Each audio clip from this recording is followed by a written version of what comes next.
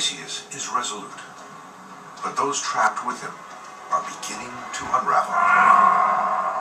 As the victims walk through the labyrinth, one can imagine how terrified they must have been. Just think about going into that dark space, and then as you wandered, not being able to see anything. They knew that somewhere else in this maze, there was this horrible man-eating creature that would devour them.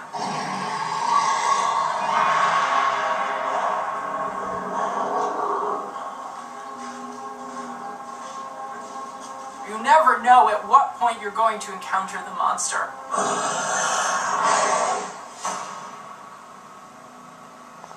Deep inside the maze, the Minotaur stirs. He hears the screams of frightened victims headed his way. And he's ready for his next feast of flesh.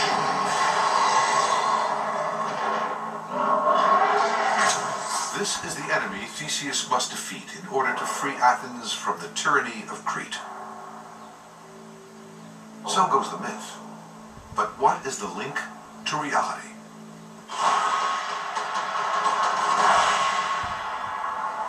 The tension between Athens and Crete during the Bronze Age is well documented. But were the Cretans really as savage as the myth suggests? At Knossos Palace, excavations have turned up possible evidence that suggests some truth behind the story. Inscriptions found at the site have been interpreted by some as offerings made to the gods. Human offerings.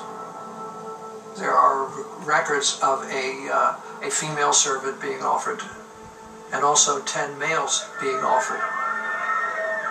Real people killed in ritual sacrifice, just like the victims of the Minotaur in the myth. The suggestion is that there actually was human sacrifice being practiced on Crete. But the evidence extends beyond inscriptions. There are also bones that bear the markers of cold-blooded murder. In 1979, over 300 of them were unearthed in Knossos. Unbelievably, all of them belonged to children. About 25% of them bore cut marks made by a fine blade, the type that would have been used to remove flesh from bone. The bones had the marks of knives. They had cut marks on the sides of the bones. So it's hard to get around the fact that there was butchery going on here, perhaps even cannibalism. I don't know how else one could interpret this kind of evidence. Sheep bones were also uncovered in the same place as the human bones. All were slashed in a similar manner. These scrape marks look a lot like the kind of marks that result from butchery of animals that are being prepared to eat. This suggests that the ancient Cretans were not only sacrificing humans, but eating them. Is the Minotaur's thirst for human flesh an encoded message about cannibalism? It's the most repulsive and abhorrent crime we can ever even imagine. It's a perfect way to demonize someone. So we can imagine that the ancient Greeks would have told this story about their great enemy Crete, that not only were they horrible people, they were monsters, and even still they were cannibals.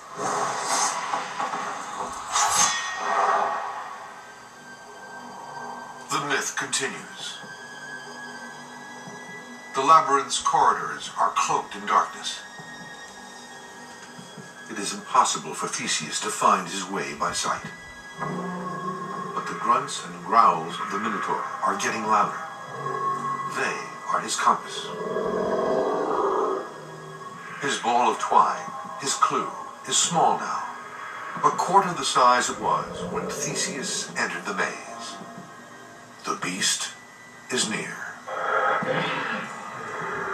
He smells the stench of blood on the walls. He sees the bones of the poor beast's prior victims. He rounds a corner and sees a sleeping Hulk. Even the breath of the Minotaur fills him with fear. But this is the difference between heroes and us ordinary folks. The hero feels the fear, masters it, and pursues the great deed. Theseus ambushes, catching the beast half asleep.